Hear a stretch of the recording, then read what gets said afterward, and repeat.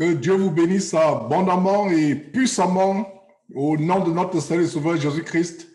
Je rends grâce à Dieu pour ce grand jour de l'an de grâce 2022, le 1er mai, que le Seigneur nous a donné pour venir encore proclamer l'infinie grandeur de la parole de Dieu, tout en remerciant ceux qui ont patienté. Des grands enseignements comme cela demandent beaucoup de préparation, surtout spirituelle. Et je rends grâce à Dieu de ce qu'on va voir ce thème, comment discerner les esprits impurs ou esprits de démons. Et c'est un enseignement de discernement, c'est un séminaire. On a des enseignements normaux le dimanche, mais cet enseignement, ce sera un séminaire. Prenez les notes et si vous pouvez prendre les notes, c'est une bonne chose parce qu'on va voir de grandes choses. Nous allons entrer en profondeur pour voir presque toutes les catégories d'esprits impurs, de démons mentionnés dans la Bible. C'est pour cela qu'il dit que ce sera un enseignement qui apportera beaucoup de délivrance. Certains parmi nous comprendront que certaines choses qui leur sont arrivées dans la vie n'étaient pas par hasard, que c'était certainement le fruit des manifestations diaboliques. Donc cet enseignement est tellement important. Et je rends grâce à Dieu de ce que nous avons enfin découvert la fonctionnalité de bloquer automatiquement les micros. Si le temps nous permet d'avoir des questions à la fin, vous pourrez cliquer au-dessus de votre page pour lever la main. Nous allons donc commencer, mes frères. Soyez attentifs, évitez la distraction là où vous êtes, sauf si vous ne pouvez pas éviter la distraction. Nous allons commencer par un mot de prière. Quoi que ce soit que nous faisons en pensée, en parole ou en action, nous faisons tout au nom de Jésus-Christ. Donc nous allons remettre ce moment à Dieu pour que Dieu nous assiste, nous aide à entrer en profondeur dans cet enseignement. Donc j'aimerais que vous me joigniez à cette prière d'ouverture. Grand Dieu, Dieu infiniment grand, Dieu infiniment bon, que tes compassions sont plus que la plus grande richesse de cette terre, que ta miséricorde vaut mieux que le plus grand trésor de cette terre. C'est à cause de cette compassion et de cette miséricorde que nous pouvons nous réunir aujourd'hui pour écouter cette parole, que je peux venir devant ton peuple prêcher les mystères de ta parole. Merci infiniment, grand Dieu. Merci infiniment pour cet enseignement, pour cette nourriture, pour cette manne véritable que tu nous donnes aujourd'hui. Seigneur Dieu, bénis tous ceux qui sont en train de suivre cet enseignement de quelque lieu que ce soit, ou ceux qui le suivront plus tard. Seigneur Dieu, donne-moi de creuser ces mystères, de les exposer, d'exposer les œuvres du diable, comment il vient pour dérober, égorger et détruire. Merci, grand Dieu, pour les paroles que tu mets dans ma bouche. Au nom de Jésus-Christ, j'ai prié. Amen. Voilà, mes frères. Tournons nos Bibles dans Jean chapitre 10, verset 10. Ça, c'est l'un des plus grands versets de la Bible qui expose deux grands royaumes. Deux grands royaumes, le royaume de Satan et le royaume de Dieu par Jésus-Christ. C'est par là où nous allons introduire cet enseignement. Ma prière, c'est que cet enseignement, non seulement vous apporte de la connaissance biblique, parce qu'il est dit que le peuple de Dieu est détruit parce qu'il lui manque la connaissance, mais ma prière, c'est que cet enseignement apporte la délivrance, apporte le réconfort, apporte l'affranchissement du péché, l'affranchissement des addictions. Alors, Jean chapitre 10, oh, que le Seigneur est bon, j'étais dans ce verset, sans le savoir, je ne savais pas que je devais commencer par ce verset. C'est au moment où je priais que ce verset vient dans ma tête. Et voilà comment nous allons commencer l'enseignement. Par ce verset, je n'avais pas prévu, Dieu me témoin, commencer l'enseignement par ce verset. Alors, ce verset, Jean chapitre 10, et en baissant mes yeux, je me rends compte que je suis à Jean chapitre 10, verset 10. Il n'y a pas de hasard avec Dieu. Que le nom de Dieu soit loué. Alors, Jean chapitre 10, verset 10, qu'est-ce que nous voyons? Le voleur ne vient que pour dérober, égorger et détruire. Moi, je suis venu afin que les brebis aient la vie et qu'elles soient dans l'abondance. Voilà un verset qui est divisé en deux grandes parties, la partie A et la partie B. La partie A nous montre le grand royaume de Satan, le but pour lequel il est venu, pour dérober, égorger et détruire. Et la deuxième partie nous montre le royaume de Dieu par Jésus-Christ, qui est le royaume de la vie et de la vie éternelle. Donc voilà deux aspects que nous avons aujourd'hui dans la parole de Dieu. Nous allons exposer le diable tel qu'il a rarement été exposé sur Jésus-Christ TV au travers de cet enseignement. Et nous devons rendre grâce à Dieu de recevoir de tels enseignements. La gloire pas à Georges, la gloire pas à Jésus-Christ TV ou ceux qui travaillent de près de loin derrière Jésus-Christ TV, mais la gloire à Dieu qui nous donne de connaître les mystères cachés de sa parole. Alors, comme mystère caché de sa parole, j'aimerais commencer par quelques notes introductives. Pourquoi cet enseignement est l'un des plus grands enseignements, l'un des enseignements les plus importants pour les chrétiens? Pourquoi? Parce qu'un chrétien qui n'a pas le discernement est un chrétien aveugle. Un chrétien doit avoir le discernement des esprits. D'ailleurs, le discernement des esprits, c'est un des dons du Saint-Esprit énuméré en 1 Corinthiens chapitre 12 à partir du verset 7. Alors, un chrétien doit avoir le discernement. Et un chrétien qui n'a pas le discernement, c'est comme une torche qui n'est pas allumée. C'est comme un aveugle qui a perdu sa vue. Un chrétien qui n'a pas le discernement. Et les chrétiens et plus encore les dirigeants d'église, les bergers, les anciens, doivent avoir le discernement. Pour avoir le discernement, ça commence par bien connaître qui est l'ennemi. Je suis dans l'introduction. Cet enseignement est loin de commencer. Je suis en train de donner des notes introductives. Alors, un chrétien qui n'a pas de discernement est aveugle.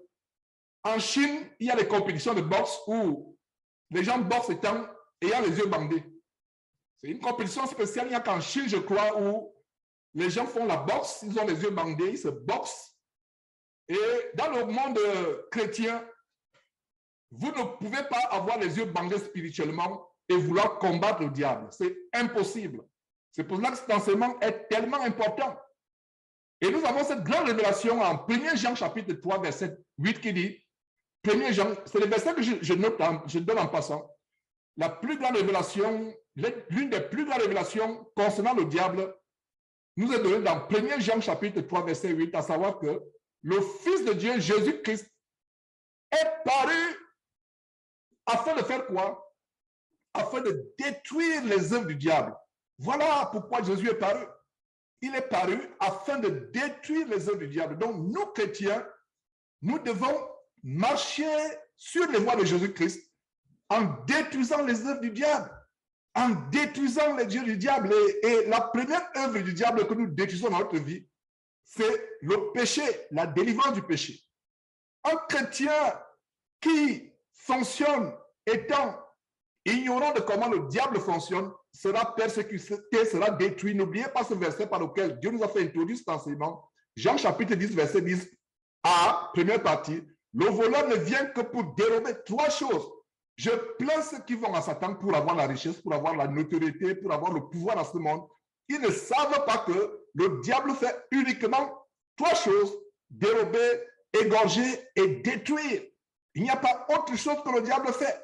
Alors, ayant compris cela, le chrétien doit être armé des ressources pour combattre le diable. Il est dit dans Éphésiens chapitre 6, vous pouvez d'ailleurs lire à partir du verset 12, que notre guerre, à partir du verset 10, notre guerre n'est pas contre la chair et le sang. Dans l'Ancien Testament, la guerre était physique, la guerre était avec des armes, avec des lances, des chars, mais aujourd'hui, notre guerre est spirituelle. Et vous ne pouvez pas vous engager dans cette guerre sans connaître qui est l'ennemi.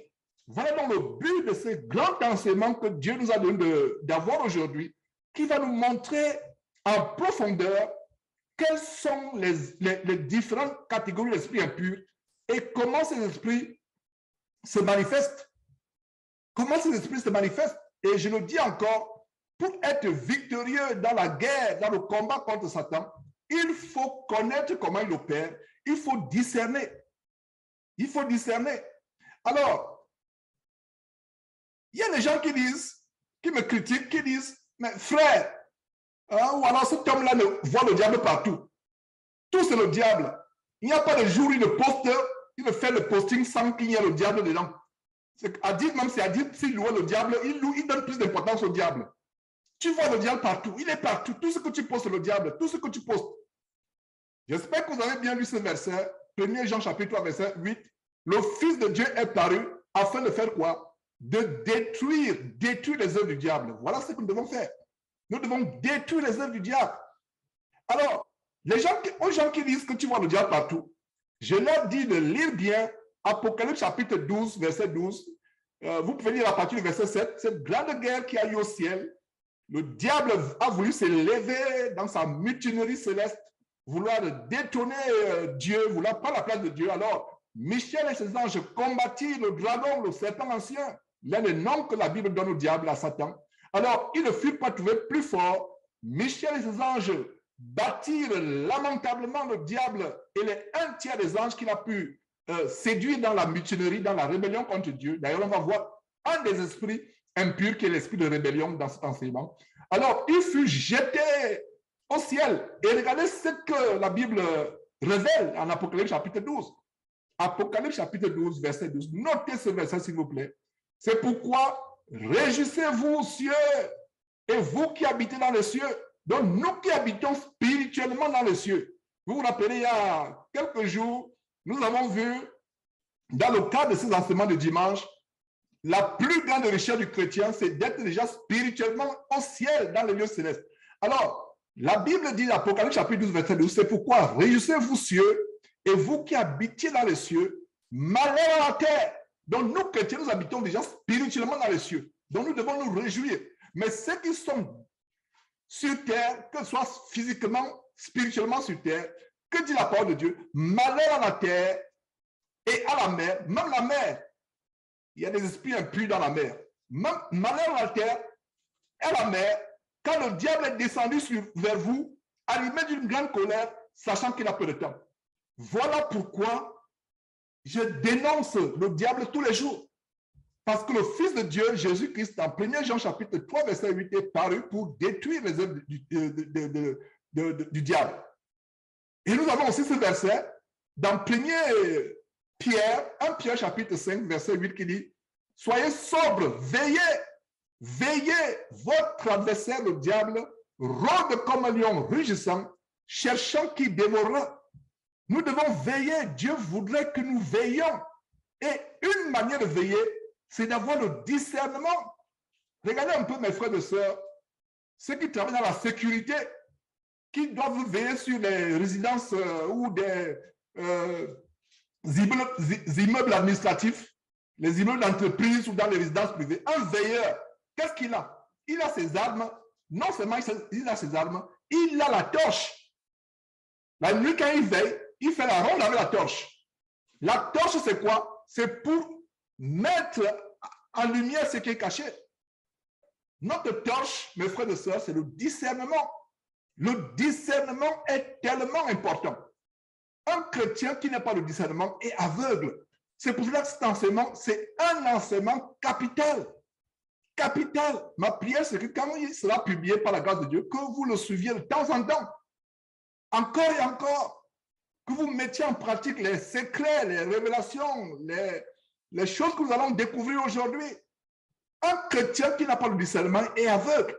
Alors, nous voyons dans 1 Pierre chapitre 5, verset 8, votre ennemi, le diable, rôde comme un lion rugissant. Il rôde. Soyez sobre, veillez, il rôde comme un lion rugissant, cherchant qui il dévorera. Qu'est-ce qu'on a vu dans ce verset introductif? Jean chapitre 10, verset 10a, la première partie qui montre le royaume de Satan. Le voleur ne vient que pour dérober, égorger et détruire. Dérober, égorger, détruire. Voilà le même verset qui dit qu'il rôde. Il ne se repose pas. Il rôde constamment. Il rôde constamment. Donc, on ne peut pas combattre l'ennemi qu'on ne connaît pas. Et ces faux pasteurs, avec leurs miracles mensongers, avec leurs manifestations mensongères, font des choses terribles parce que les gens n'ont pas de discernement. On ne discerne pas. Donc, on ne peut pas combattre un ennemi qu'on ne connaît pas. L'ennemi rôde, nous devons veiller, un veilleur de nuit, veille avec sa torche. La torche met en lumière ce qui est caché. Imaginez-vous qu'il est en train de faire la ronde, la torche montre un voleur, un bandit caché derrière la broussaille. Qu'est-ce qui lui a permis de voir le bandit caché dans la broussaille? C'est la torche. Donc, il veille, un veilleur ne veille pas étant endormi. On va voir une des catégories d'esprit impur, l'esprit d'assoupissement ou de sommeil. Un veilleur veille, il est en alerte, mais il a sa torche. La torche par laquelle le chrétien veille, c'est le discernement spirituel. Si vous avez compris cela, vous êtes heureux. Alors, je reprends qu'on ne peut pas combattre un ennemi qu'on ne connaît pas. Et voilà le problème des chrétiens. Dieu m'a dit à gauche, Dieu m'a dit à droite. Dieu m'a montré que, comme ce faux prophète Eli Pada, que nous avons exposé il y a quelques jours, qui a l'outrecuidance de venir prophétiser que Marine Le Pen va gagner les élections en France. Nous voici le 1er mai. Les élections sont passées il y a une semaine. C'est Macron qui a gagné. Voilà un exemple. Un tel homme devrait disparaître parce que la Bible dit que si quelqu'un annonce quelque chose, il a l'audace d'annoncer quelque chose que Dieu ne lui a pas permis d'annoncer, c'est une abomination. Dieu va même plus loin en disant que ce prophète sera puni de mort. Ça, c'était dans l'Ancien Testament. Mais aujourd'hui, par la grâce de Dieu, nous sommes sous la grâce. La grâce, si c'était l'Ancien Testament, un prophète qui a prophétisé quelque chose publiquement qui ne s'est pas réalisé, on devait le lapider. C'était la loi. Mais aujourd'hui, nous avons la grâce. Donc, le problème des chrétiens aujourd'hui, c'est qu'ils donnent foi à tout esprit. Notez ce verset, 1 Jean chapitre 4, verset 1, l'un des versets que vous devez comprendre. Excusez-moi. Bien-aimés, n'ajoutez pas foi à tout esprit. Voilà ce que dit la parole de Dieu. N'ajoutez pas foi à tout esprit. Mais faites quoi? Éprouvez les esprits. Voilà une étape du discernement. Je ne fais qu'introduire cet enseignement. N'ajoutez pas foi à tout esprit. Ne vous laissez pas embobiner. Dieu m'a dit à gauche, j'ai rêvé que Jésus revienne bientôt. Regardez ce qui s'est passé en 2015. Tout un mois de perturbations à travers le monde, dans le monde chrétien, où certains chrétiens sont levés, trompés par l'esprit impur disant que Jésus revient. Il y a même certains qui ont démissionné de leur emploi, qui ont vendu leurs affaires, qui ont dit au revoir à leurs parents, en disant que Jésus devait revenir à la fin de septembre 2015. J'ai fait des vidéos, il y a certains qui disaient, Georges, repends-toi, tu as que de blasphémer contre le Saint-Esprit, tu as que de blasphémer contre ce que tu as que de révéler. Nous voici, nous sommes en 2022. Personne ne sait quand est-ce que Jésus reviendra. Même lui-même ne sait pas, les anges de Dieu ne savent pas. Donc voilà par exemple un exemple de discernement. Que si quelqu'un vous annonce ce qui est contraire à la parole de Dieu, c'est que c'est faux. Je reprends, voilà un B.A.B.A. du discernement. Quelqu'un vous annonce ou vous prédit quelque chose qui est contraire à la parole de Dieu, c'est facile. Voilà, notez cela. Premier élément du discernement. Quelqu'un, je reprends, quelqu'un vous annonce quelque chose qui est contraire à la parole de Dieu, c'est la fausseté. C'est la fausseté. Alors, poursuivons cette introduction. Bien-aimé, je reprends 1 Jean chapitre 4, verset 1. N'ajoutez pas foi, ça veut dire ne croyez pas. Ne croyez pas. N'ajoutez pas foi à tout esprit, mais éprouvez les esprits. Comment éprouve-t-on les esprits? On éprouve les esprits avec la parole de Dieu et avec le don du discernement. Le discernement, c'est un don. Et je vous dis, mes frères et sœurs, que s'il y a deux choses que les chrétiens doivent demander dans cette fin de temps, un, la foi, deux, le discernement. Sans discernement, vous êtes aveugle. Je ne dis pas cela pour me vanter, mais je rends grâce à Dieu. C'est un des dons que Dieu m'a donné. de discerner les faux frères, discerner les faux pasteurs, discerner, il y a des gens qui disent, mais Georges, comment tu penses, pourquoi tu crois qu'il est faux? Et plus tard, ils se rendent compte que j'avais raison. Pourquoi tu penses que tel est faux? Pourquoi tu penses que tel est faux, pasteur? C'est simple. Lis la Bible. Vois ce que ce monsieur enseigne. Vois ce qu'il pratique. Rien que ça, c'est déjà bon. Maintenant, ce qui est caché, si tu as le discernement, Dieu va te montrer ce qui est caché. Mais ce qui est apparent, ça veut dire que quelqu'un enseigne, tu l'écoutes. Quelqu'un vit une certaine vie, tu le vois. Il va de femme en femme. Tu le vois ivrogne, par exemple. Il fait des choses terribles. Tu vois. C'est le discernement. Alors, toujours dans cette introduction, mes frères, nous allons à la fin de cette introduction, avant de commencer la parole de Dieu. Ne donnez pas foi à tout esprit. Éprouvez les esprits pour savoir s'ils sont de Dieu. Car plusieurs faux prophètes sont venus dans le monde. Et voilà un exemple, par exemple, de savoir si un esprit est faux ou pas. Par exemple, 1 Jean chapitre 4, toujours chapitre 4, verset 3 dit, tout esprit qui ne confesse pas Jésus n'est pas de Dieu. Voilà. Un esprit qui refuse que Jésus est le Fils de Dieu, ou qui pense que Jésus était tout simplement un prophète, comme chez les musulmans, vous savez que ça ne vient pas de Dieu. C'est l'esprit d'Antéchrist. Donc, 2 Corinthiens, verset 14, chapitre 14, verset 4, nous montre qu'il y a un autre Jésus, qu'il y a un autre esprit. Est-ce que vous comprenez cela? 2 Corinthiens,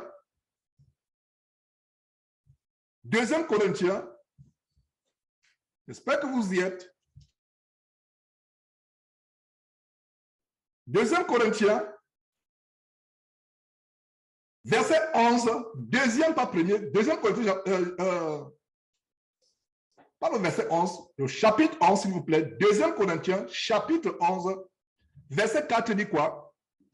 Car si quelqu'un,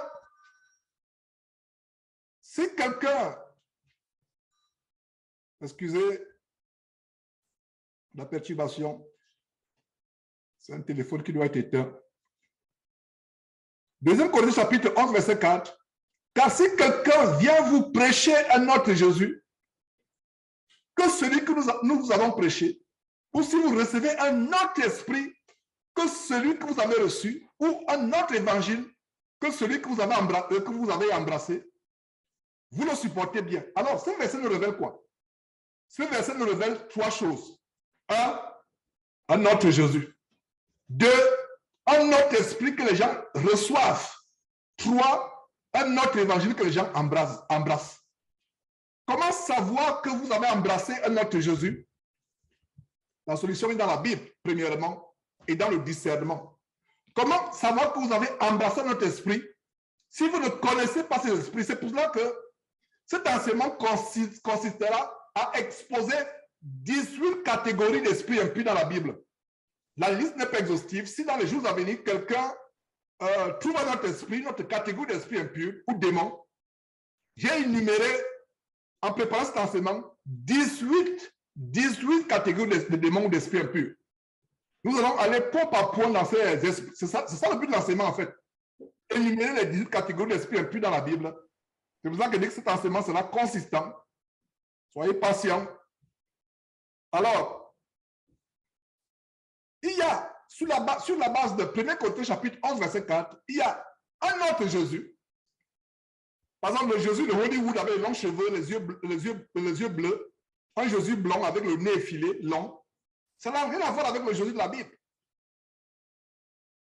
Aujourd'hui, notre Seigneur Jésus est dans les cieux. Donc, son apparence physique n'importe même pas.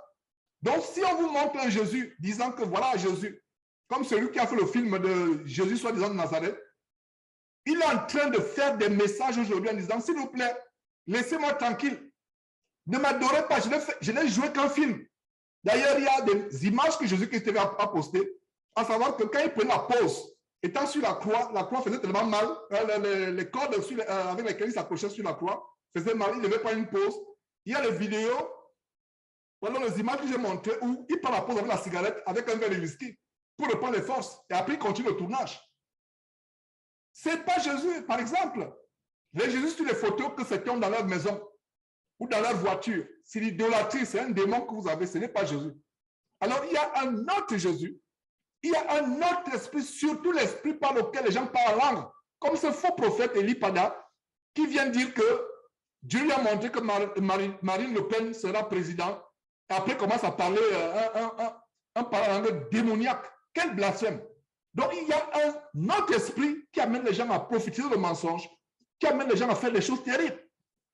Alors, maintenant, voyons quelques aspects sur le discernement. Très rapidement, nous ne sommes que dans l'introduction. C'est une introduction tellement longue. Voyons quelques aspects du discernement. Le mot discernement ou discerner apparaît 17 fois dans la Bible, dans 15 versets. Je ne vais pas énumérer tous les versets. Dans 15 versets, ce mot qui est important apparaît dans 15 versets 17 fois dans la Bible. Et regardez ce que le Seigneur Jésus-Christ faisait. Ou du moins, un des traits de caractère du Seigneur Jésus-Christ que Marc nous montre. Marc chapitre 2 nous montre un des caractères du Seigneur Jésus-Christ. Marc chapitre 2, verset 8. Jésus connaissait ce que pensaient les gens. Et je vous assure que c'est un des dons du Saint-Esprit, la parole de connaissance, le discernement des esprits, ça va de pair. Tu peux discerner ce que quelqu'un pense. Tu peux avoir un frère devant toi, une soeur devant toi, une fausse soeur, un faux frère, ils ne vont pas se cacher pendant longtemps. Tu peux avoir un ennemi, un voisin. Dieu te montre que ce voisin, cet ennemi te veut du mal. Mais si Dieu te montre cela, prie pour le voisin, prie pour le faux frère, pour la fausse soeur, ne les regarde pas toi comme les ennemis. Dieu t'a montré cela parce qu'il t'aime, il veut te mettre en garde, mais ne regarde pas ces gens comme des ennemis. Prie pour qu'ils soient délivrés de ces esprits de méchanceté ou de match. Donc, regardez le verset 2, dans le verset 8, Marc chapitre 2, verset 8, qui nous montre que Jésus connaissait ce qui était dans l'homme. Les gens pouvaient lui parler. Quand tu lui parles, il sait. Et c'est la même capacité que Jésus a donnée à ses disciples. Comment je le sais? Qu'est-ce qui s'est passé au commencement de l'Église? On a fait l'étude de Actes. Quand Ananias et Saphira ont voulu tromper l'Église par rapport à l'argent qu'ils avaient, l'argent de la propriété qu'ils ont vendu. C'est la parole de connaissance et le discernement que Pierre a manifesté. Est-ce que vous pensez que Dieu fait la combine, Dieu fait le favoritisme ou il fait acception de personne? La même capacité que Pierre avait de discerner qu'Ananias et Saphira étaient les faux, c'est la même capacité que toi et moi nous pouvons avoir, frères, sœurs. C'est la même. Voilà le but de cet enseignement. Jésus pouvait discerner la fausseté. Il pouvait discerner ce que les gens pensaient dans leur cœur. Il y a un aspect magique. Je ne parle pas de cet aspect, je ne parle pas de la télépathie. Pourquoi? Parce que le diable pirate les choses de Dieu. Le diable contrefait les choses de Dieu. Il y a un aspect magique qui est la télépathie. Ça veut dire que quelqu'un lit les pensées des autres. D'ailleurs, je pense qu'il n'y a que Dieu qui peut véritablement lire les pensées de quelqu'un, ou alors Dieu qui a donné ce don. Donc, ne soyez pas confus. Je ne parle pas de l'aspect magique de la télépathie. C'est l'aspect magique. Nous ne sommes pas ici pour exposer des choses magiques.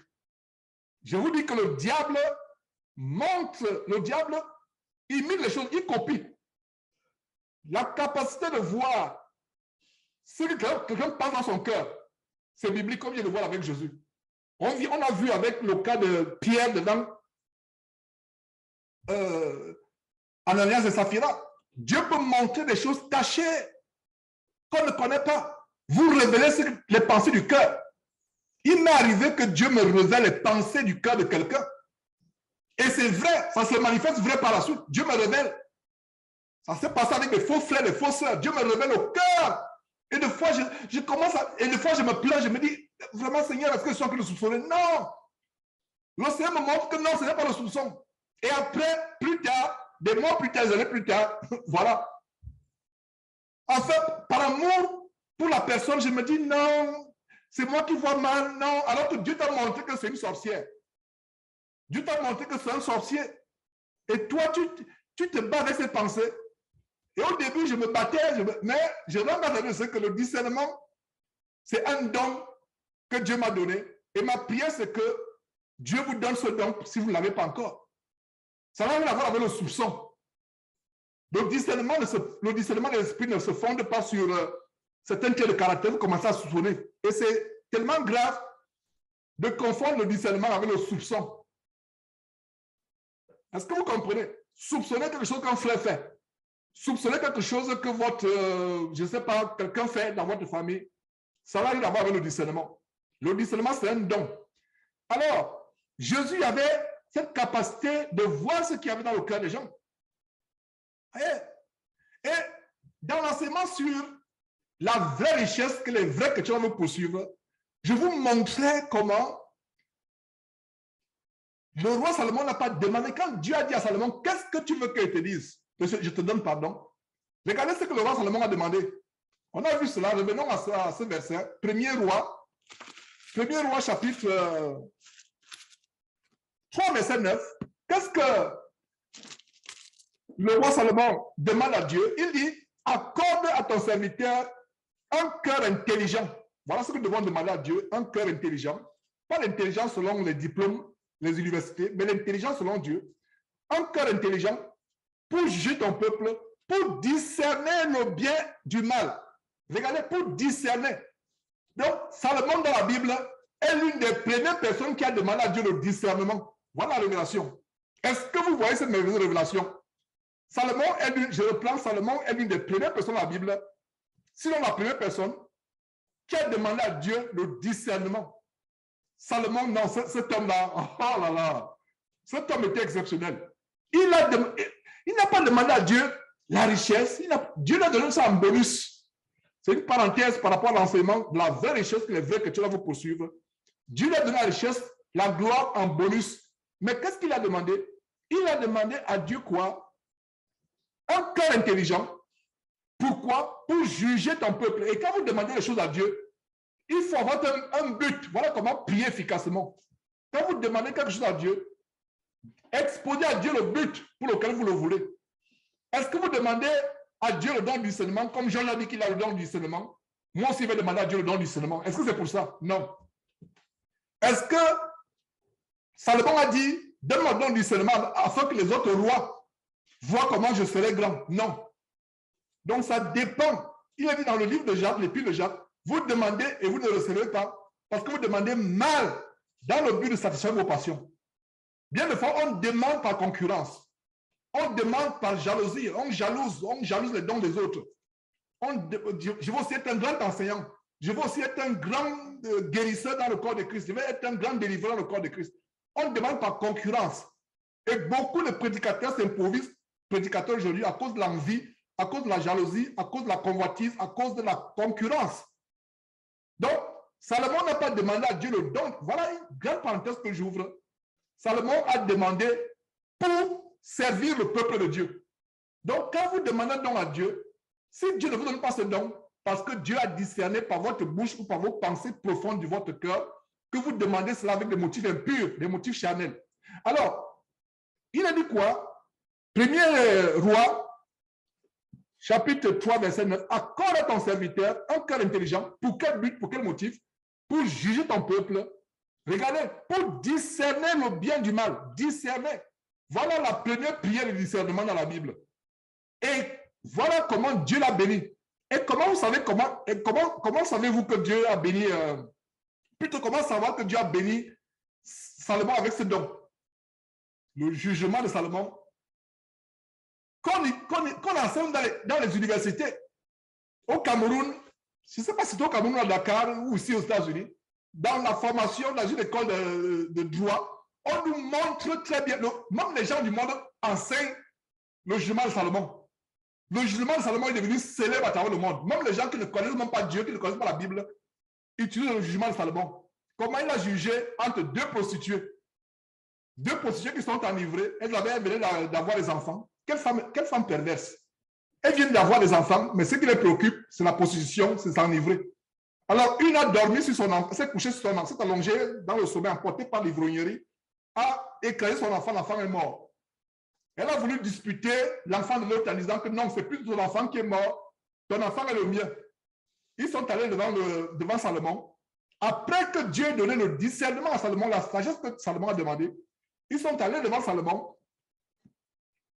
Ils se disputent l'enfant. Non, c'est mon enfant. L'autre dit c'est mon enfant. L'autre dit non, c'est pas mon enfant. Tu as tué ton enfant, tu as dormi sur ton enfant. Ça, c'est mon enfant. Alors que Salomon a dit, apportez-moi une épée. Je vais couper cet enfant en deux. Comme vous le disputez, je vais donner une partie à une mère, une partie à une autre mère. Alors, on a apporté l'épée. Salomon, sur le point de couper l'enfant en deux, la mère qui était vraiment la mère a dit non, Seigneur, ne coupe pas, ne coupe pas. Et l'autre femme perverse dit coupe, coupe, coupe. Salomon a discerné, ah, je sais qui est la mère. Je sais qui est la mère. Alors, on a donné vous-même, vous savez qui est la mère. Même si vous n'avez pas lu cette histoire, vous savez qui est la mère. Donc, on a donné l'enfant à la vraie mère, celle qui disait ne coupez pas. Parce que l'autre perverse prostituée disait non, coupez, coupez. Voilà le discernement. Le discernement est utile. C'est pour ça que nous devons rechercher le discernement. Pour ceux qui ne savaient pas que nous devons avoir un séminaire aujourd'hui, nous avons un long séminaire, mes frères et sœurs, sur le discernement. Alors, poursuivons la parole de Dieu. On voit les choses tellement grandes aujourd'hui. Nous devons avoir le discernement. Donc, voilà Salomon qui a demandé le discernement. Le discernement est tellement important. Nous devons faire comme Salomon, demander à Dieu le discernement. Et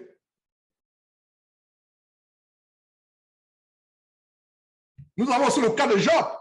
Des hommes intègres qui ont servi Dieu, qui ont marché avec Dieu. On a pris le cas de Salomon. On a le cas de Job. En Job chapitre 6, verset 30. Qu'est-ce qu'il a dit? Y a-t-il l'iniquité sur ma langue et ma bouche ne discerne-t-elle pas le mal? Donc voilà comment Job disait, sa bouche discerne le mal. Job était célèbre en ce qu'il ne permettait pas ses yeux de se poser sur une vierge, sur une femme. Il disciplinait, il savait discerner. Et voilà comment il y avait sa bouche. Et ma bouche ne discerne pas le mal. Ça veut dire que mon frère, ma soeur, avant de sortir une parole de ta bouche, discerne si c'est bien ou c'est pas bien. Discerne. Voilà les exemples de discernement.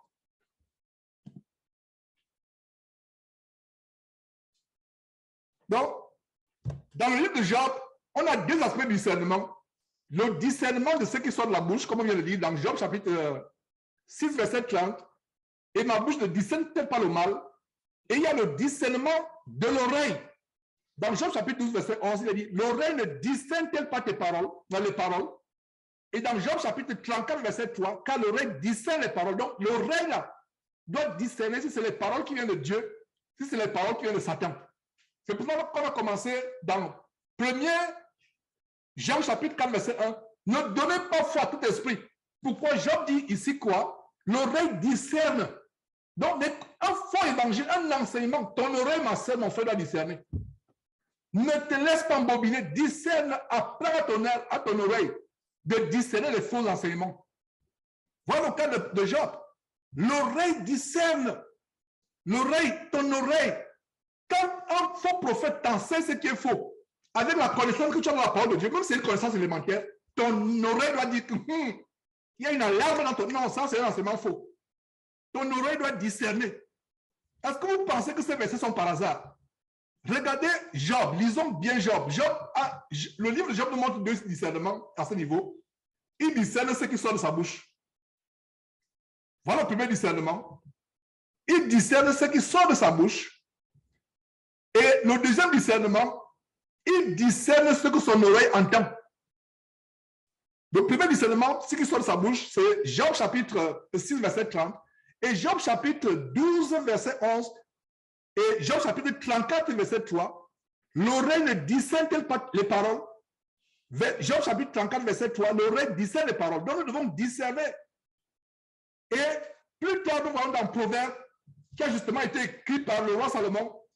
Et il n'y a pas meilleure personne dans la parole de Dieu que Salomon pour parler du discernement. Dans l'Ancien Testament, pardon. Parce qu'il a demandé à Dieu le discernement. Donc, il était bien placé pour exposer le discernement. Proverbe chapitre 1, verset 4. Pour donner au simple discernement. Voilà la parole de Dieu. La parole de Dieu est là pour donner au simple du discernement, au jeune homme de la connaissance et de la réflexion. Voilà.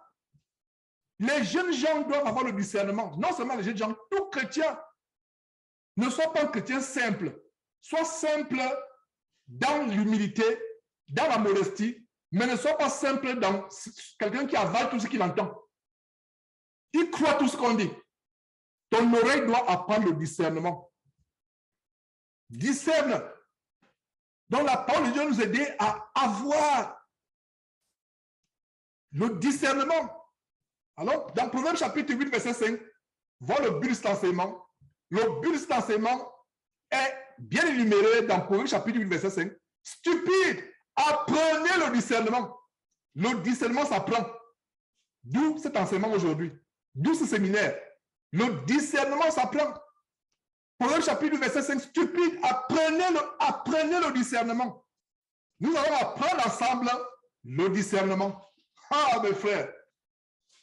Je suis content parce que nous allons exposer le diable. Nous allons apprendre le discernement. Le discernement s'apprend. Donc, il y a le discernement qui est un don du Saint-Esprit. Il y a le discernement qui s'apprend. Notez très bien. Il y a le discernement qui est un don de Dieu. Tu n'as pas besoin d'apprendre. Mais il y a aussi le discernement qu'on apprend. Tu l'apprends. Tu prends le temps d'étudier la parole. Tu prends le temps de même méditer. Tu apprends. C'est l'apprentissage.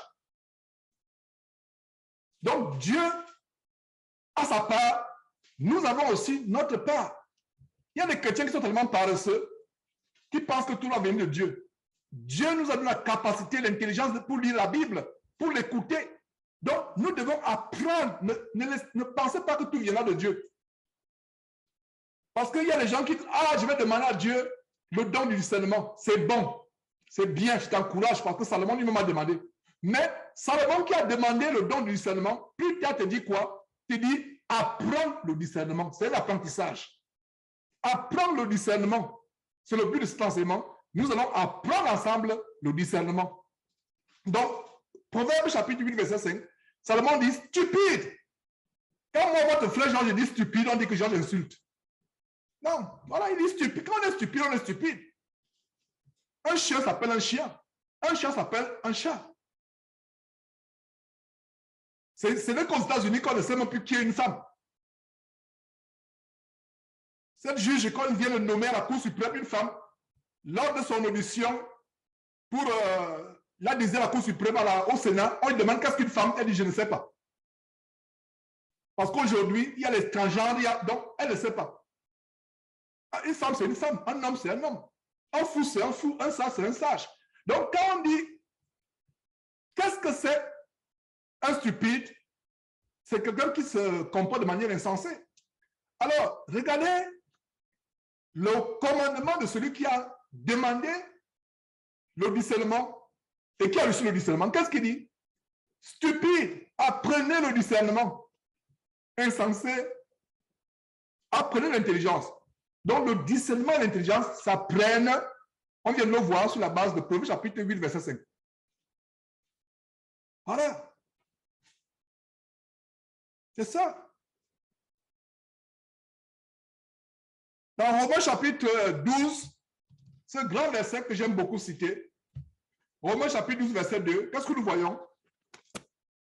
Ne vous conformez pas selon le siècle présent, mais soyez transformés par le renouvellement de votre intelligence, afin que vous discerniez quelle est la volonté de Dieu, ce qui est bon, agréable et parfait.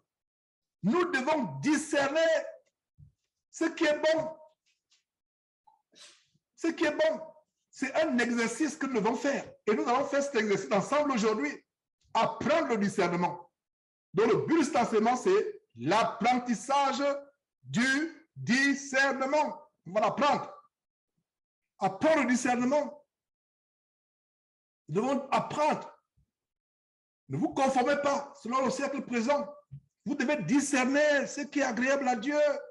Ce qui est bon, agréable et parfait, on doit discerner. Et il y a quelque chose qui se passe en 1 Corinthiens chapitre 11. Les gens mangeaient sans discerner le corps de Christ. Ils buvaient sans discerner le sang de Christ. Donc, dans 1 Corinthiens, c'est une parenthèse que j'ouvre. 1 Corinthiens, chapitre 11, verset 29. Car celui qui mange et boit sans discerner le corps du Seigneur, mange et boit un jugement contre lui-même. Pourquoi je cite ce verset? Beaucoup de chrétiens, entre guillemets, dans ces églises d'habitation de démons, ont mangé des communions ou des saintes scènes fécales.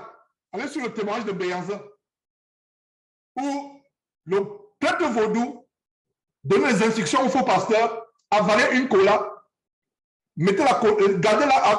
avaler une cola, déféquer la cola, faites dessécher le produit abominable de cette défécation.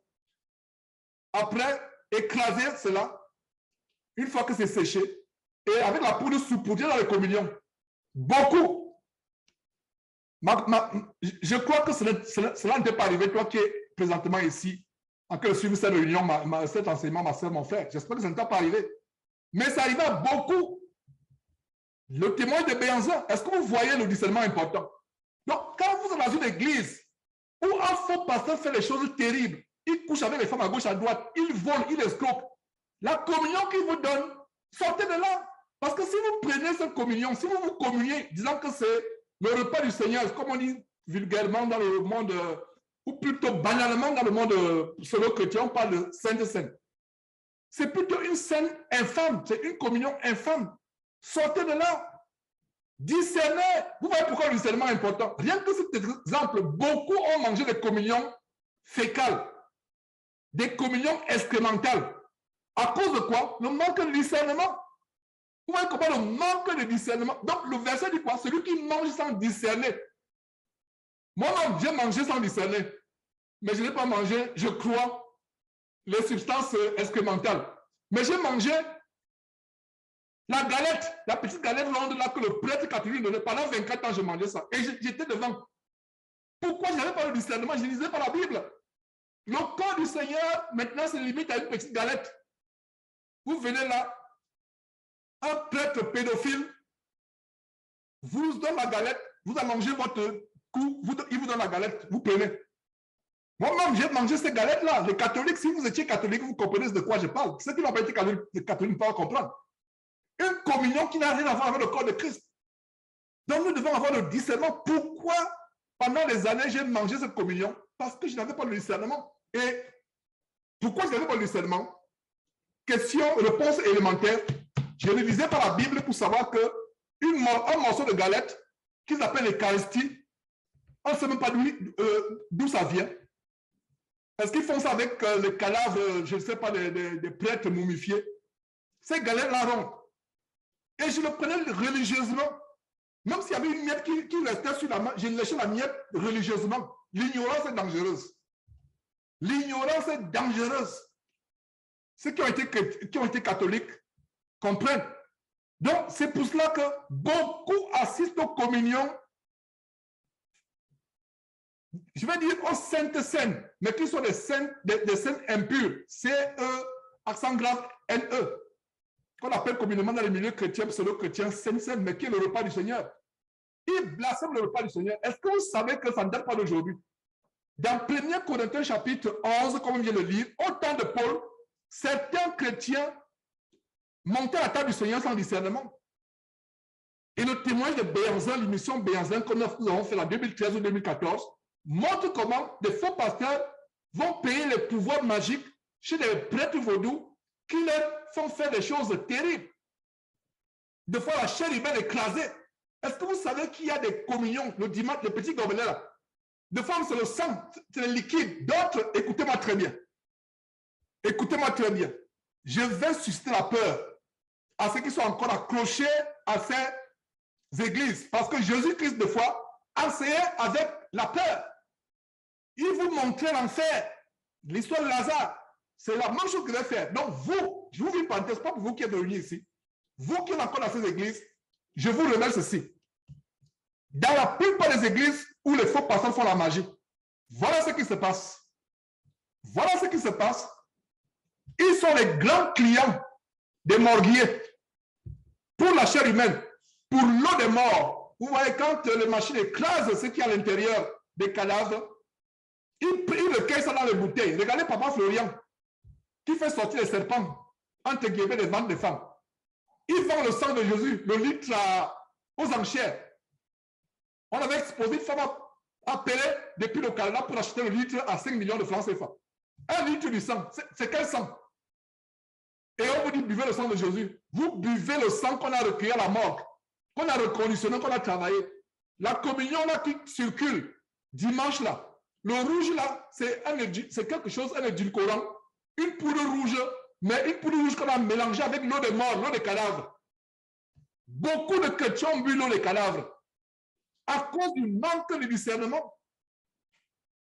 J'espère que celui qui est encore dans ces églises en écoutant cela, s'il n'a pas peur de ce qu'il vient de dire, je ne mens pas. Si les faux pasteurs s'étaient écoutent, ils disent qu'ils savent que, mais comment cet homme-là sait ce que nous faisons? C'est parce que Dieu me le montre. Dieu me le montre. Voilà l'exemple du discernement. Personne ne m'a dit. Ils vont dans les morgues. Ils prennent l'eau des morts. Quand on écrase tout ce qui les entrailles des morts, parce que souvent les nouvelles techniques mortuaires, il faut enlever tout ce qui est dans le ventre pour éviter le pourrissement rapide du corps. Donc on liquéfie cela, on transforme cela en liquide. Et les grands clients des morguiers, ce n'est pas seulement les grands de la place, les hommes d'affaires, les ministres qui veulent être riches, c'est aussi les pasteurs. Ils vont chez les morguiers acheter la chair humaine, acheter tout ce qui est impur. Et dimanche, ils vous partagent ça et ils disent que c'est le repas du Seigneur. Ces gens-là ne peuvent plus être pardonnés parce que c'est le blasphème suprême contre le Saint-Esprit. Associer le corps de Christ, le sang de Christ, aux choses abominables. Abominables. Voilà ce qui se passe. Est-ce que vous comprenez maintenant? On n'a pas recommencé l'enseignement. Parce que l'enseignement consiste à étudier, à voir les 18 catégories d'esprits impurs, de démons dans la Bible. Et la liste n'est pas complète, n'est pas exhaustive. Ça veut dire que si quelqu'un, en suivant cette émission, me dit une autre catégorie, que la personne m'appelle, me dit, Georges, j'ai trouvé une autre catégorie, je vais ajouter ça dans une autre émission plus tard. Mais aujourd'hui, j'ai recensé 18. On n'a même pas encore commencé à les voir. Parce que je vais vous les énumérer avant de commencer l'enseignement, mais nous sommes dans l'introduction. Alors, regardez mes frères et sœurs, comment, à cause du manque de discernement, beaucoup de pseudo-chrétiens ont pris des communions mortuaires, des cadavres humains, ont pris des communions excrémentales, des communions fécales, à cause du manque de discernement. À cause du manque de discernement. Et que dit la parole de Dieu? 1 Corinthiens chapitre 10, verset 21. Vous ne pouvez pas boire la coupe du Seigneur et la coupe des démons. Donc ces faux pasteurs vous font croire que c'est la coupe du Seigneur que vous buvez, alors que c'est le sang humain qu'ils ont pris dans les morgues. Alors que c'est le produit de la liquéfaction, de la transformation en liquide des cadavres dans les morgues. C'est ce qu'ils vous font boire pour avoir le pouvoir. C'est pour ça on vous dit, sors de cette église, ma soeur, tu es prête à tuer Georges que je suis. Mon frère, tu es prêt à m'assassiner quand tu dis sors de cette église. Pourquoi? Parce que tu es envoûté. Tu n'as pas de discernement.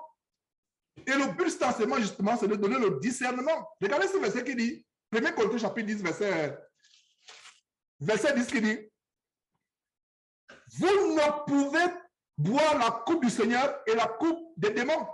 Vous ne pouvez participer à la table du Seigneur et à la table des démons. Pourquoi les gens le font? À cause du manque de discernement, ils ne discernent pas le corps de Christ et le sang de Christ véritable. Voilà. Donc le discernement est important. Et l'un des dons, notez très bien ce verset qui nous montre que l'un des dons du Saint-Esprit sur le discernement, c'est dans 1 Corinthiens chapitre 12, verset 10. Je reprends 1 Corinthiens chapitre 12, verset 10. Nous montre que le discernement des esprits, c'est un des dons. Un des dons. Donc, nous devons avoir le discernement. Alors, terminons la conclusion. Les gens qui disent, mais Georges, ta conclusion est longue. Hein? Je suis en train de faire asseoir les bases de cet enseignement. Les bases. Parce que s'il n'y a pas ces bases-là, vous serez perdu par la suite. Il faut ces bases, comprendre pourquoi cet enseignement est important. Alors, avant de commencer la revue de ces 18 catégories d'esprits impurs, une très grande révélation. Quelle est cette révélation? C'est que Dieu peut ordonner aux esprits impurs de punir ceux qui veut punir, de punir ceux qui sont rebelles. Ne cherchez pas à comprendre. C'est un grand mystère que moi je ne comprends pas. C'est le mystère de Dieu. Comme dans Job chapitre 1 et chapitre 2, comment Satan peut se présenter aussi devant Dieu et converser avec Dieu. Ne cherchez pas à creuser ces mystères. Les choses cachées sont à Dieu. Les choses révélées sont à nous. Ne cherchez pas le mystère selon lequel Satan se présente à Dieu, reçoit l'ordre de Dieu, la permission de Dieu de frapper les 10 enfants de Job, reçoit la permission de Dieu de détruire toutes les choses de Job, reçoit la permission de Dieu de frapper Job d'un cancer de la peau qui va de la plante des pieds au sommet de la tête. Ça, c'est le mystère. Mais il y a une chose qu'on doit comprendre, c'est que beaucoup sont tourmentés par les esprits impurs parce que c'est la punition de Dieu. Donc, si tu es tourmenté, ma soeur, mon frère, tu as été tourmenté par le passé, la première chose pour être délivré, c'est crier au secours. Il y a les démons qui peuvent te posséder, qui peuvent te tourmenter d'eux-mêmes, mais il y a aussi les démons que Dieu peut envoyer. Ça peut choquer certains, ce n'est pas Georges qui invente, ce n'est pas ma doctrine. La Bible va vous démontrer qu'il y a les démons à qui Dieu peut donner les ordres. Il y a les esprits à qui Dieu peut donner les ordres. Et c'est un mystère. Moi, je ne comprends pas ce mystère, mais nous avons partagé ce mystère. Alors, ce qu'il vient de raconter, ce n'est pas moi qui invente, c'est la Bible qui le dit. Alors, qu'est-ce que nous voyons avec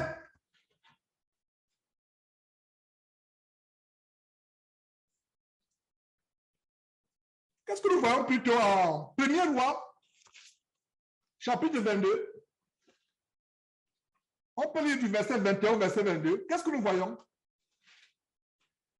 Un esprit va se présenter devant l'Éternel.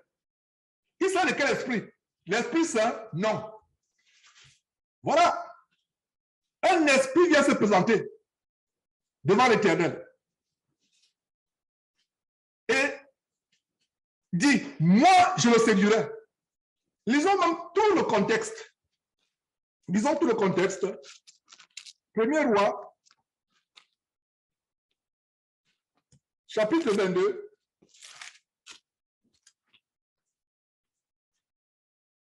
Premier Roi, chapitre 22.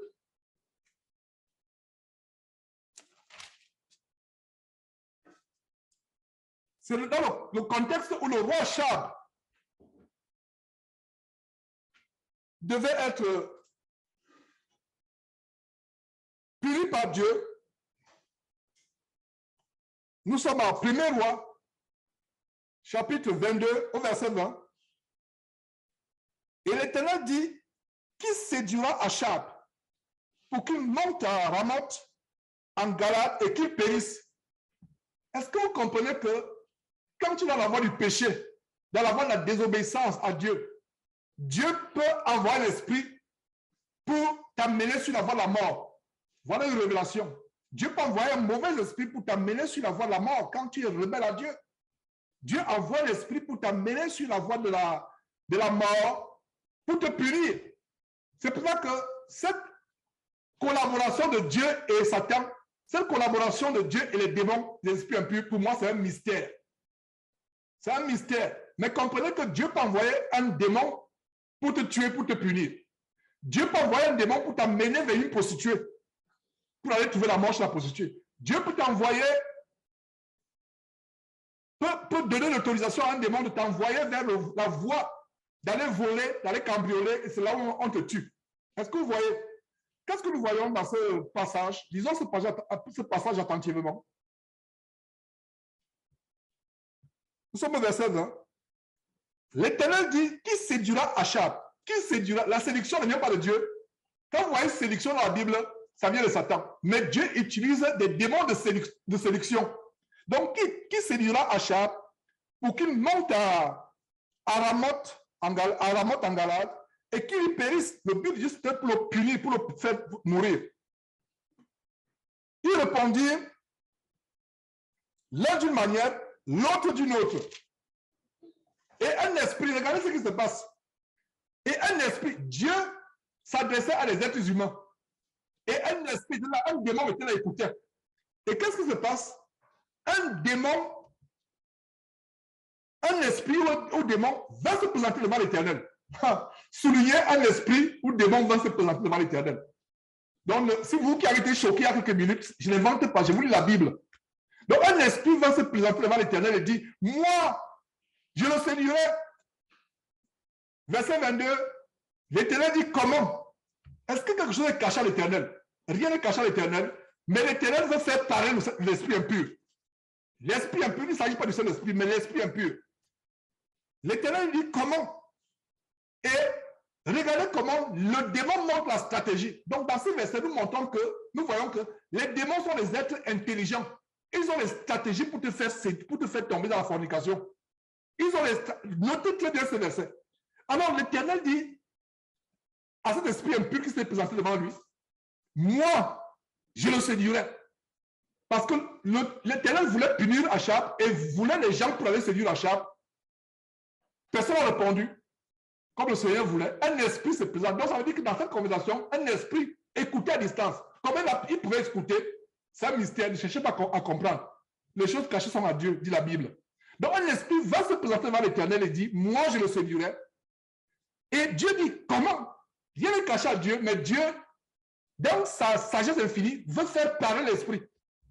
Pour nous révéler quelque chose, pour nous enseigner quelque chose. N'oubliez pas qu'on a vu plus haut que stupide, enseigner le discernement, apprenez l'intelligence. Voilà ce que nous sommes en train de faire. Voilà la première étape d'apprentissage du discernement, à savoir que les démons sont intelligents. Ils sont calculateurs, ils sont rusés, ils ont des stratégies. Alors, un démon vient se présenter, il dit, moi je le séduirai. L'Éternel dit non, mais comment tu vas le faire? Il dit, je sortirai. Regardez la stratégie. Je sortirai, répondit-il. Et je serai un esprit de mensonge. Plus tard, on va avoir une catégorie de mauvais esprits, esprit de mensonge. Je serai l'esprit de mensonge dans la bouche de tous les prophètes. Voilà l'esprit de mensonge dans la bouche de la plupart des prophètes. Les 100% des prophètes que nous dénonçons, même pas la plupart, la majorité, 100%. Voilà, je serai l'esprit de mensonge. L'esprit de mensonge travaille dans la bouche de beaucoup de faux prophètes. L'esprit de mensonge. L'Éternel dit, tu le séduiras et tu en viendras à moi, sors et fais ainsi. Donc, dans la présence, dans le conseil de Dieu, le conciliabule de Dieu, un esprit était présent, mais un esprit impur, un démon. L'Éternel lui donne l'ordre de sortir, d'aller faire ainsi. Et si vous lisez la suite, cela s'est réalisé.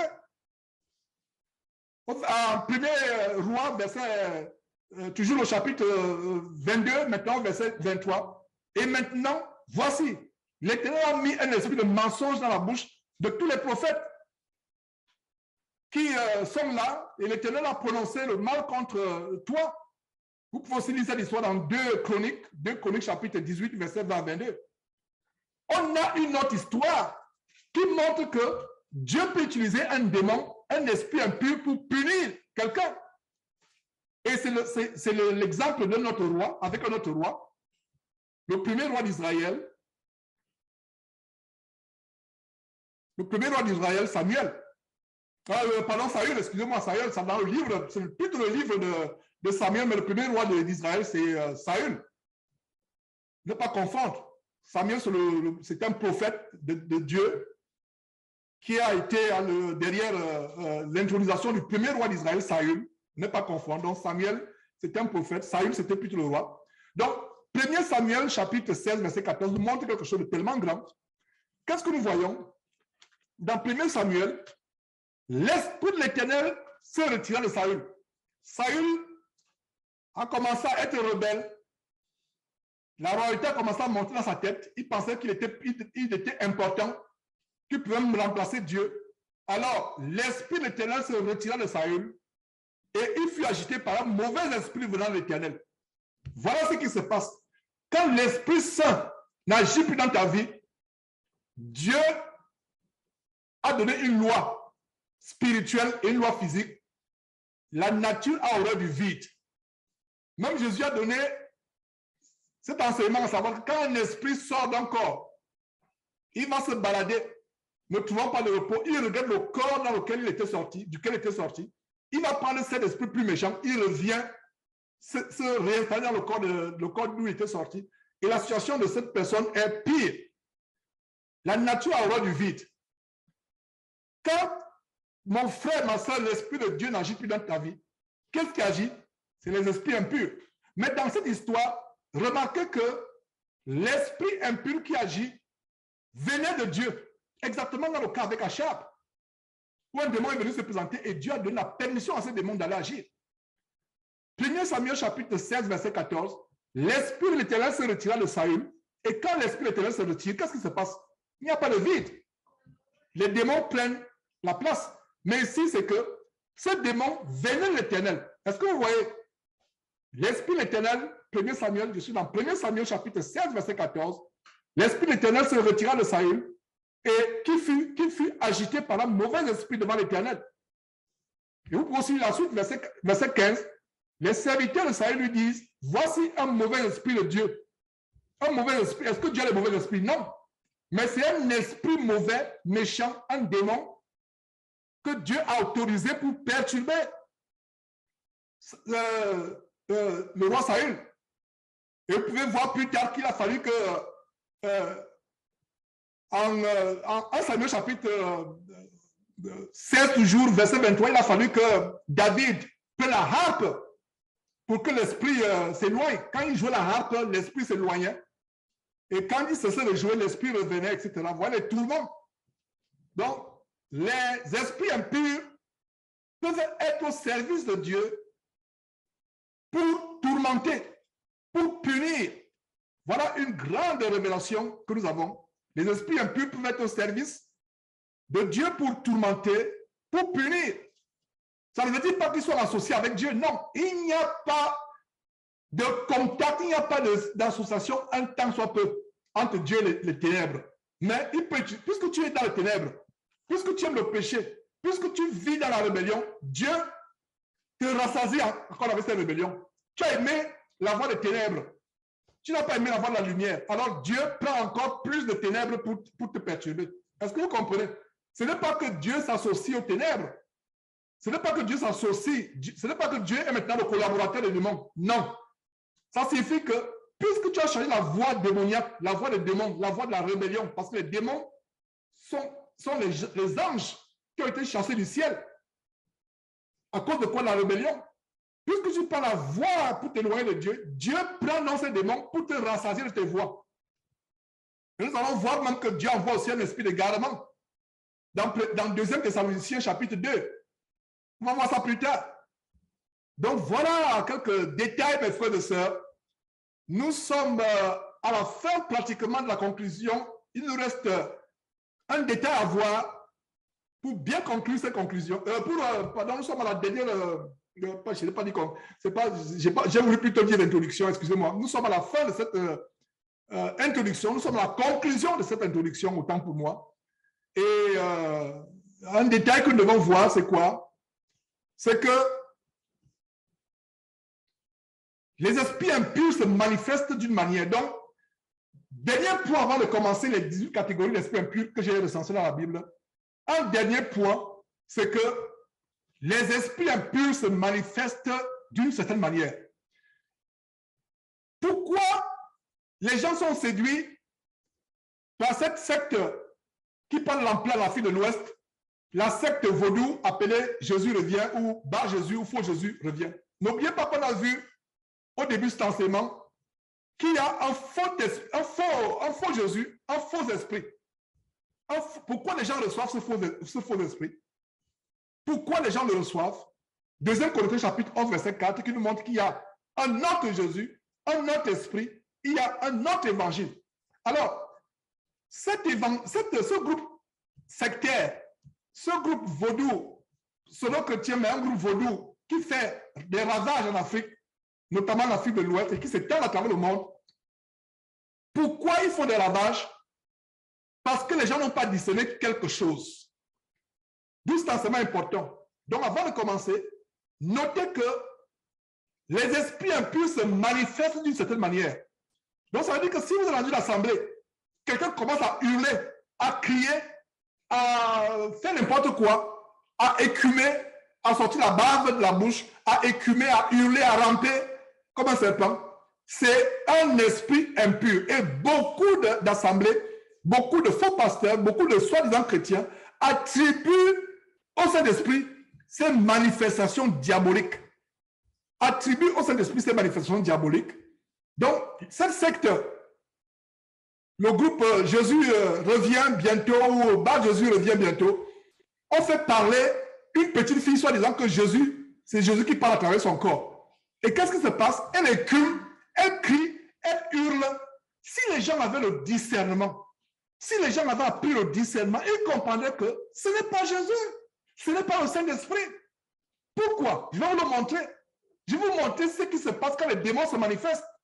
Les baptêmes, tel que justement ce que on vous a montré à Bafoussam, au Cameroun, comment ils baptisaient une femme. La femme était en transe, elle gesticulait, elle criait comme ça se débattait, comme ça se débattait. En réalité, elle se débattait contre les esprits des eaux qui sont manifestés ce jour-là. Elle se battait.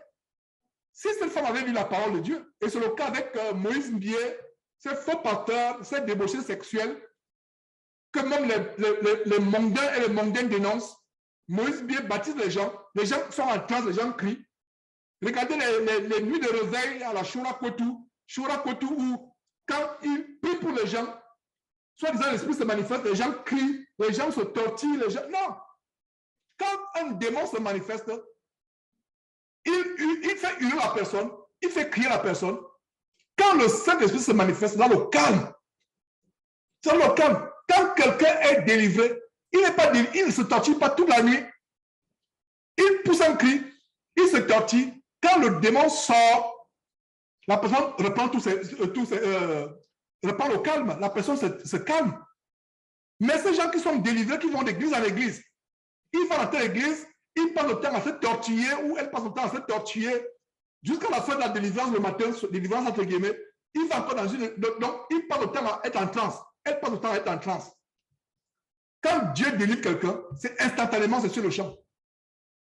Ce n'est pas une délivrance qui prend des années.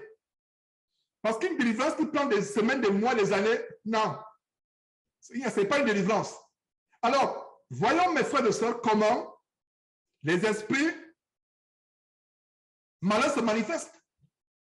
Avant de voir comment ils se manifestent, nous sommes en train de conclure l'introduction. Avant de voir comment ils se manifestent, lisons très bien ce verset phare. Notez, mes frères et sœurs, ce verset. 1 Corinthiens chapitre 14, verset 32. Les esprits des prophètes sont soumis aux prophètes. Ça veut dire quoi?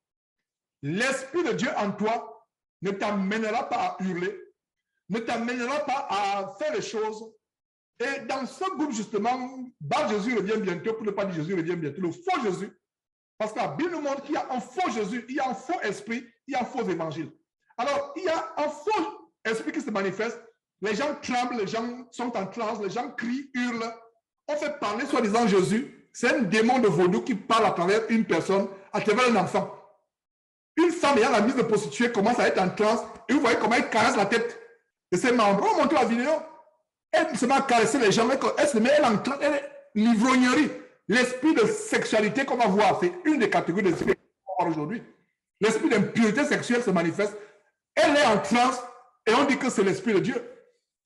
Imaginez-vous, moi, votre frère Georges, je me mets maintenant, ou moi je suis en train d'enseigner, je me mets à hurler, je commence à entrer, je commence à désactiver vous sur le champ.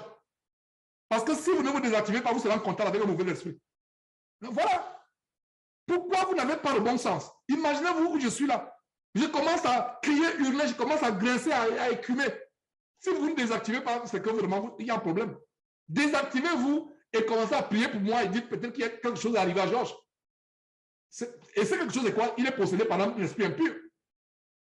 L'Esprit de Dieu ne te possède pas, ne te contrôle pas, ne t'amène pas à faire des choses involontaires. Voyons quelques exemples dans la Bible de comment ce sont les esprits qui amènent les gens à faire des choses involontaires. À aller, à crier, à faire des choses insensées, qui sont au-delà des normes de bienséance et de scrupules sociaux. Voyez, par exemple, en Marc chapitre 1, on a 2 versets dans Marc chapitre 1, verset 23 verset 26. Dans la synagogue, il se trouvait un homme ayant un esprit impur qui s'écria. Donc, quelqu'un qui se met à crier, à hurler, c'est un esprit impur. Est-ce que vous comprenez? Stupide, apprenez le discernement, nous dit Proverbe. Et c'est ce que nous sommes en train d'apprendre. Donc, premier apprentissage, à partir d'aujourd'hui, vous voyez quelqu'un hurler dans une assemblée et s'agiter, c'est l'esprit. Donc, un esprit criant. Et dans Marc chapitre, toujours 1 verset 26, l'esprit impur sortit de cet homme en l'agissant comment? Avec violence et en poussant un grand cri. C'est ça. Je n'invente pas, je vous montre la parole de Dieu. Si vous lisez beaucoup la parole de Dieu, c'est une étape pour avoir le discernement, pour apprendre le discernement. Outre le discernement que Dieu te donne comme un don, il y a un discernement que tu dois apprendre à la lumière des Écritures. Est-ce que c'est clair? Voilà le discernement que nous apprenons à la lumière des Écritures, à savoir que quand tu vois quelqu'un commencer à hurler, quelqu'un soi-disant prophétise, une femme qui se met à prophétiser, un homme qui prophétise, il en transe, il ne se contrôle plus. C'est un démon. Ceux qui ont le discernement vont chasser ce démon au nom de Jésus-Christ s'ils reçoivent la permission de Dieu. C'est un démon. Vous voyez, l'esprit impur sorti de cet homme en agissant avec violence et en poussant un cri. Il n'est pas dit que cet homme continue à prophétiser, à vous dire de vous repentir du péché, à vous dire repentez-vous, tu es là, tu es en transe, repentez-vous, Jésus revient bientôt, tu pleures, la barre sort, tu écumes, tu es en transe, tu as les crises d'épilepsie et tu dis que Jésus revient bientôt. C'est un faux Jésus qui revient bientôt la nuit. C'est pour ça que tu es surprise d'avoir maintenant les mauvais esprits qui te visitent la nuit tous les jours. Voilà le Jésus qui revient. Il revient dans tes rêves, dans ta vie, alors que tu t'es délivré. Beaucoup de ceux qui suivent même Jésus-Christ ont été embobinés, sont retournés. Voilà ce Jésus, ce bas Jésus qui revient dans ta vie, dans tes rêves, dans tes songes. Décrit ta vie. Voilà ce Jésus qui revient. Est-ce que vous comprenez? Quelqu'un commence à prophétiser et en transe, commence à écumer, commence à crier. Ce n'est pas le Saint-Esprit. C'est un démon qu'il faut chasser. Quelqu'un qui commence à vous donner un message. La morve sort du nez, la bave, les cris hystériques, la transe, les manifestations épileptiques. Ce n'est pas Jésus, ce n'est pas le Saint-Esprit. Voilà le discernement. Vous voyez pourquoi le discernement est important. Vous voyez pourquoi le discernement est important. Ouais. Et un autre verset, justement, pour nous montrer comment les démons se manifestent. Toujours dans ce contexte, Marc chapitre, les évangiles nous montrent beaucoup de détails. On a Marc chapitre 20, on a mené à Jésus un enfant qui était possédé.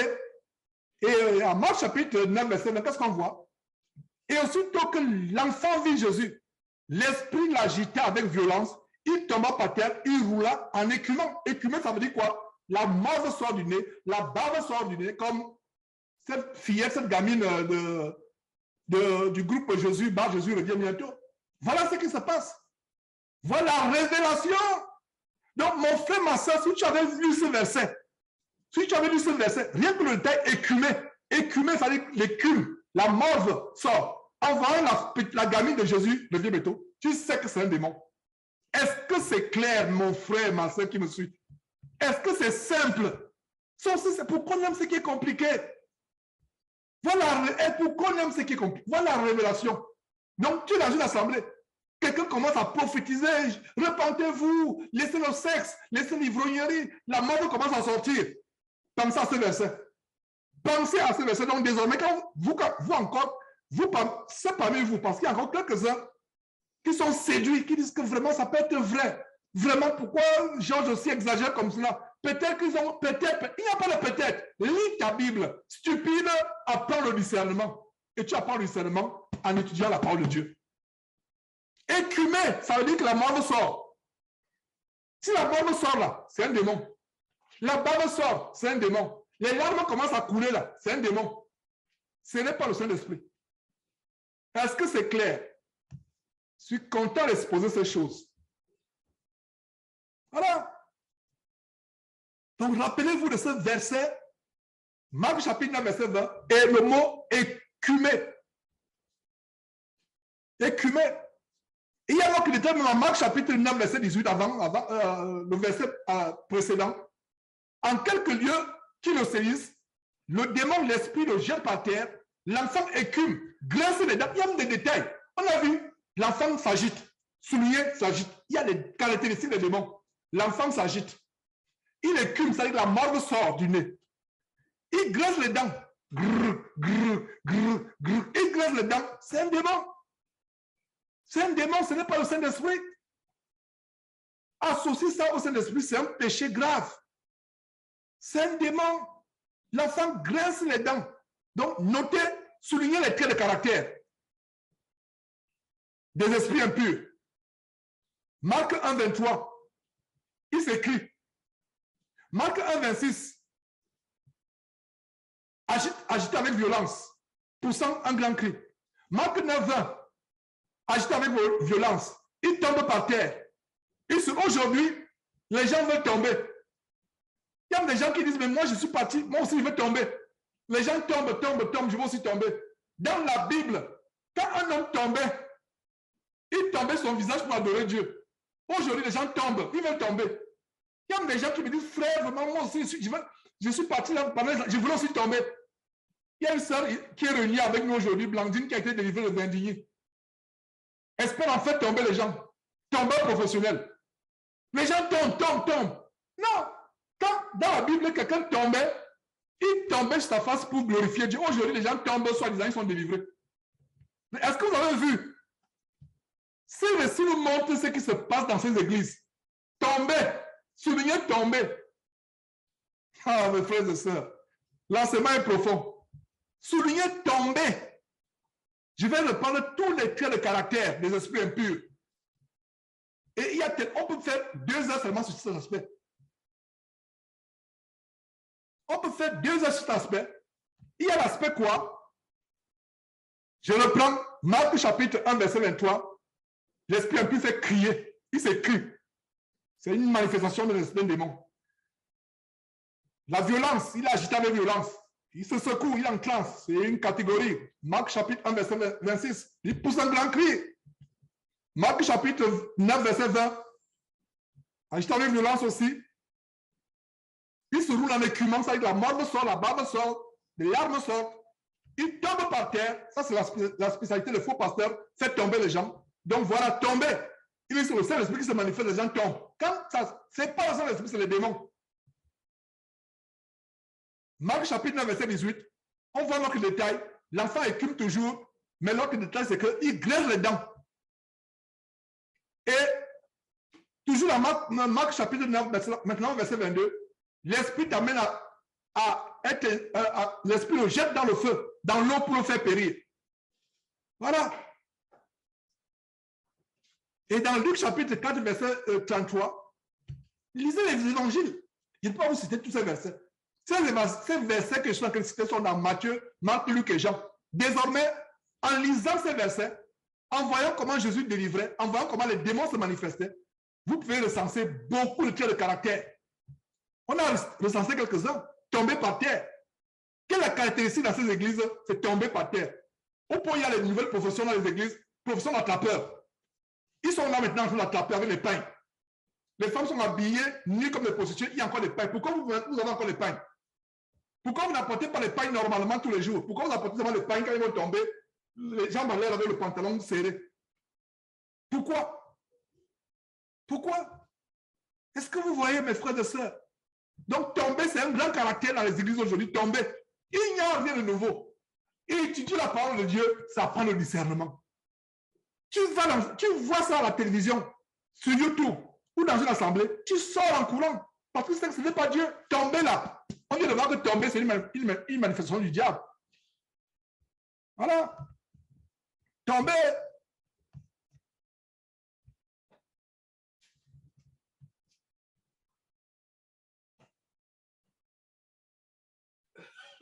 Tomber, c'est une manifestation diabolique. Dans Actes chapitre, même au temps, ça c'est au temps de Jésus dans les évangiles. Mais au temps des apôtres même, qu'est-ce qui se passe? C'est que Actes chapitre 8, verset 7, les esprits impurs sortis de plusieurs démoniaques en poussant de grands cris. En poussant de grands cris. C'est la même chose jusqu'aujourd'hui. Et dernière chose en 10 secondes, là je vous promets, je dis même 15 secondes, là je vous promets, 15 secondes, on commence à voir les 18 traits de caractère. Dernière chose, c'est que nous avons le pouvoir au nom de Jésus qui sur ces démons.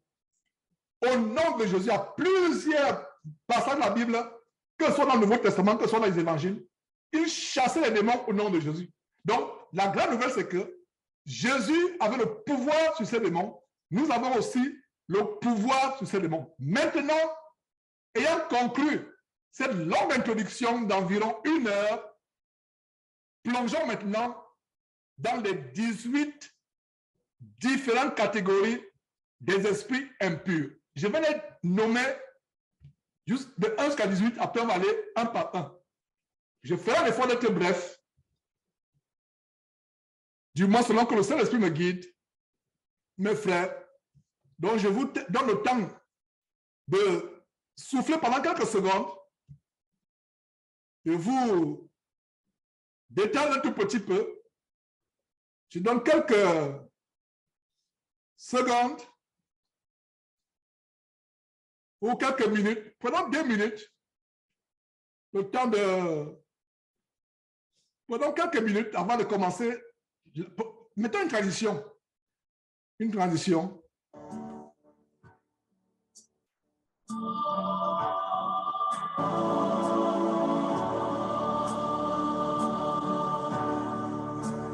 Comme un phare sur la plage, perçant l'ombre de la nuit, l'amour de Dieu dans l'orage cherche l'homme et le conduit. Ô sauvage, que ta lumière resplendisse sur les flots et vers le ciel qu'elle éclaire et sauve les matelots.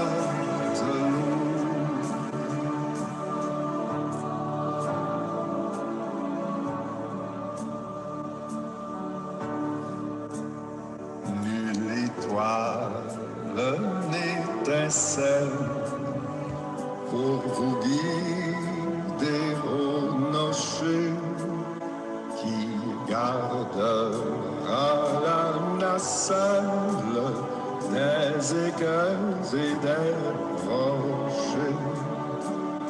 Ô sauveur, que ta lumière resplendisse sur les flots et vers le ciel qu'elle éclaire et sauve les matelots.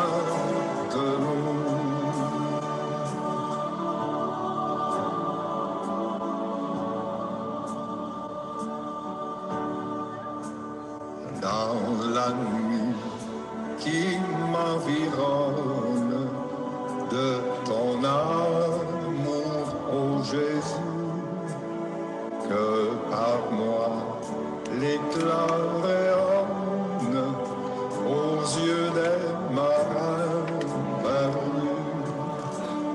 Ô Sauveur, que ta lumière resplendisse sur les flots et vers le ciel qu'elle éclaire et sauve les matelots.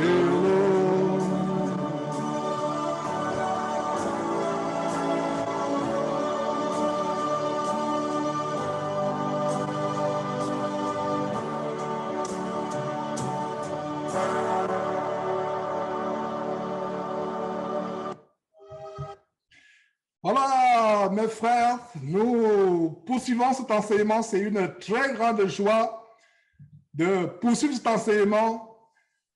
Pour ceux qui veulent se joindre, je vous recommande d'aller suivre, de resuivre encore la première partie de plus d'une heure pour bien comprendre cet enseignement. Alors, sans plus tarder, nous plongeons maintenant dans le cœur de l'enseignement, dans le plat de résistance, parce que tout ce qu'on a fait, c'était une entrée, un avant-goût, une entrée de 1 heure ou plus d'1 heure. Maintenant, le plat de résistance, la véritable substance de l'enseignement, les 18 catégories de démons ou d'esprits impurs. Je vais les énumérer l'un après l'autre et les exposer tour à tour avec la parole de Dieu. Premier esprit, je les ai énumérés en 2 ordres. Premier, l'esprit de démon sexuel ou de prostitution. Je note rapidement, si vous pouvez noter rapidement, notez. Mais la vidéo plaise à Dieu sera postée, c'est ma foi.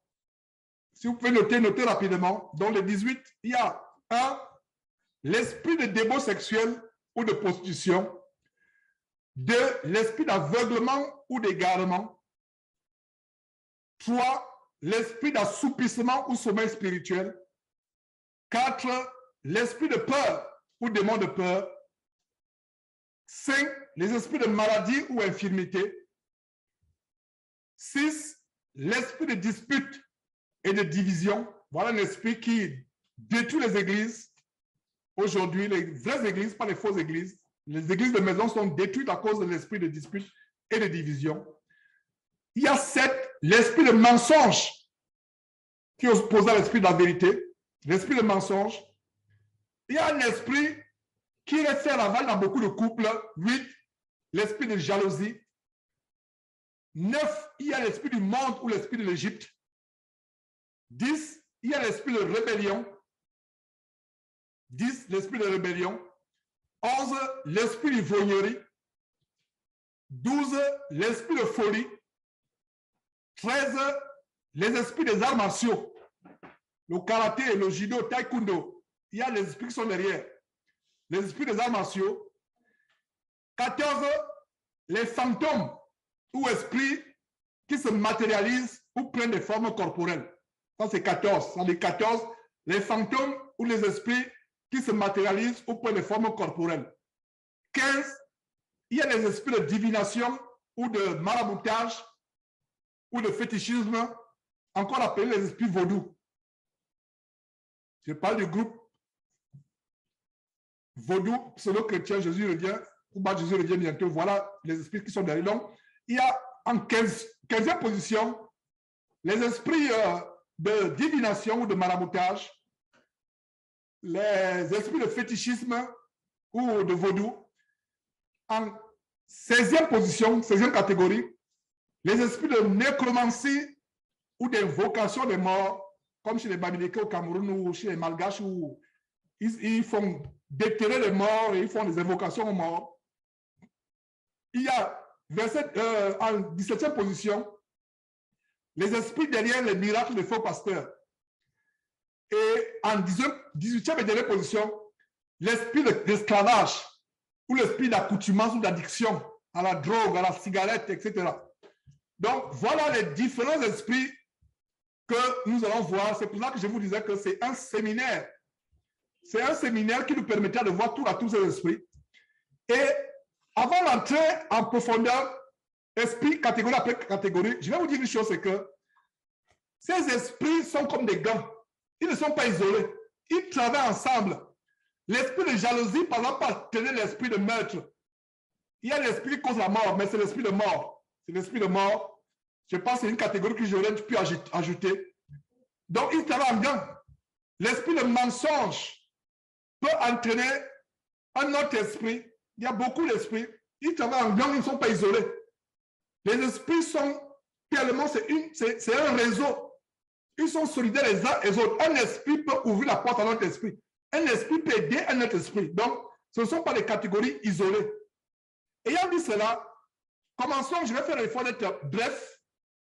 Chaque catégorie peut faire l'objet d'un enseignement tellement profond, des heures, mais c'est un survol introductif de ces esprits, afin que vous compreniez, mes frères et sœurs, afin que vous soyez équipés. Comme je disais, vous ne pouvez pas combattre un ennemi que vous ne connaissez pas. Je prends l'exemple avec l'esprit d'esclavage ou d'addiction. Quelqu'un qui est esclave à la nourriture, qui est esclave à la cigarette, il ne peut pas s'en débarrasser. Et on connaît quelqu'un qui a été esclave à la cigarette ici à Houston, et par la grâce de Dieu, cette personne en a été délivrée de l'un des esprits qui le tourmentaient, l'esprit de cigarette, d'accoutumance aux drogues. Il y a d'autres personnes qui ne peuvent pas se passer de renifler le vernis, de manger le calaban, la fille, le kaola. Le kaola. Et en passant, je travaille actuellement sur un procès. Je ne savais pas que les Américains ont des industries de kaola. J'étais choqué d'apprendre cela il y a quelques jours quand j'ai commencé ce dossier. Ils commercialisent le kaola à grande échelle. À grande échelle, je ne savais pas que le kaola était venu. Et en Géorgie, ils ont des mines, des carrières de kaola. Ils font ça pour d'autres recherches, d'autres industries. Mais le kaola en Afrique, ces femmes qui mangent le calaban, elles ne peuvent plus s'en passer. Je connais quelques personnes qui ont été addictes à ce calaban, deux au moins. Elles ne pouvaient pas s'en passer. Elles ne pouvaient pas s'en passer. Je crois qu'une a été délivrée. Je ne sais pas si l'autre a été délivrée. Elles ne pouvaient pas s'en passer. Donc, voilà les exemples. Et ma prière, c'est que vous discerniez très bien ce qui vous embête, ce qui est votre problème. En fait, chacun va se reconnaître dans l'une des 18 catégories. Peut-être que toutes ces catégories ne vous concernent pas, mais chacun va se reconnaître.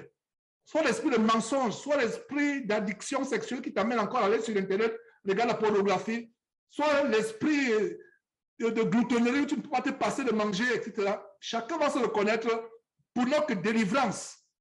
Pour notre délivrance, il y a tellement d'esprits impurs dans la parole de Dieu, mais j'ai énuméré 18. Je viens de me rendre compte qu'il y a même un esprit de meurtre qui amène les gens à tuer. Donc, cette liste n'est pas complète, exhaustive. Et commençons par le premier esprit que j'ai énuméré. Commençons par là.